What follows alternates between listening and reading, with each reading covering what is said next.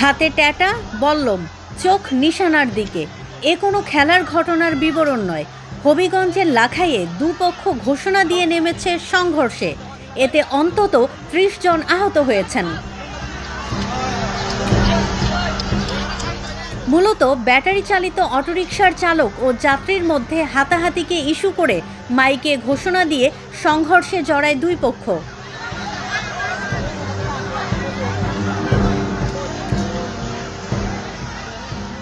এলাকাবাসী জানান, সোমবার ইফতারের আগে বুল্লা বাজারে যাত্রী ওঠানো নিয়ে দাইরল এলাকার ব্যাটারি চালিত অটোরিকশার চালক মিলন মিয়ার সঙ্গে যাত্রী মাইজহাটির তৌহিদ তালুকদারের মধ্যে কথা কাটাকাটি হয়।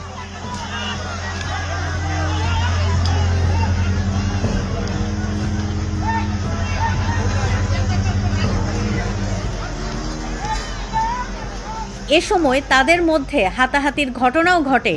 এরপর বাজারে থাকা উভয় পক্ষের লোকজন সংঘর্ষে জড়িয়ে পড়লে কমপক্ষে 10 জন আহত হন।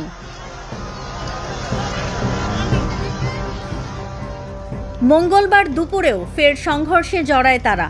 পরে পুলিশ ঘটনাস্থলে গিয়ে পরিস্থিতি নিয়ন্ত্রণ করে।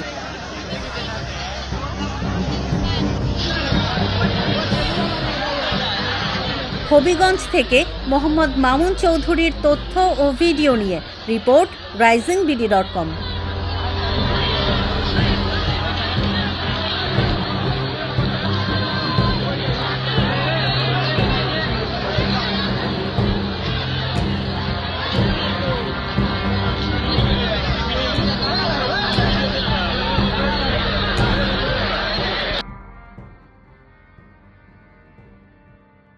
দেশ জুড়ে তোলপাড়, ওয়ালটন ফ্রিজ কিনে হতে পারেন মিলেনিয়ার।